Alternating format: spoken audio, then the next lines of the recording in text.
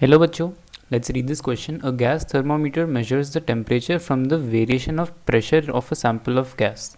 If the pressure measured at the melting point of lead is 2.2 times the pressure measured at the triple point of water, find the melting point of lead. ठीक है, हमें यहाँ पे melting point of lead निकालना.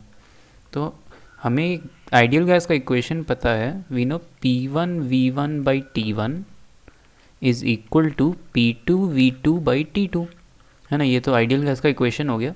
अब ये gas thermometer जो होता है उसमें हमारा वॉल्यूम हमेशा कांस्टेंट होता है. ठीक है, तो यहाँ पे ये जो वॉल्यूम है इसको हम कैंसिल कर सकते हैं. यहाँ पे V1 is equal to V2, इसलिए कैंसिल कर सकते हैं. Now let's rearrange these terms. We will get P1 by P2 is equal to T1 by T2.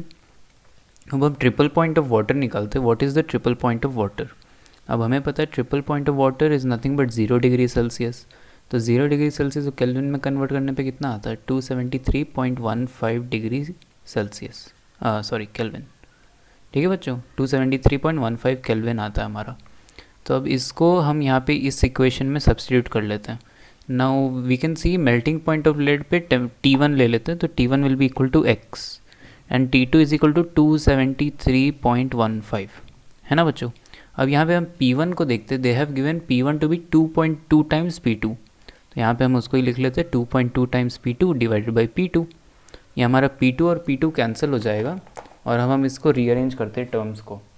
तो टर्म्स को रीअरेंज करने पे क्या आएगा? We will get x is equal to 2.2 times 273.15 degrees, है ना बच्चों. डिग्रीज नहीं है, केल्विन आएगा, सॉरी. तो ये 2.2 टाइम्स 273.15 हम जब कैलकुलेट करते हैं तो कितना वैल्यू आएगा? We will get 600.93 Kelvin. इसको हम लोग ऑलमोस्ट लिख सकते हैं 601 केल्विन जितना. ठीक है बच्चों, ये हमारा आंसर आ गया. ये आप कॉन्सेप्ट समझिए. यहाँ पे जो आइडियल गैस इक्वेशन है वो यूज़ किया जा सकता है. तो हमारा जो P1 by P2 is equal to T1 by T2 में बस वैल्यू सब्स्टिट्यूट करने के बाद हमारा आंसर स्ट्रेट फॉरवर्ड आ जाएगा. ठीक है बच्चों, ये हमारा answer final. I hope you understood. Thank you very much.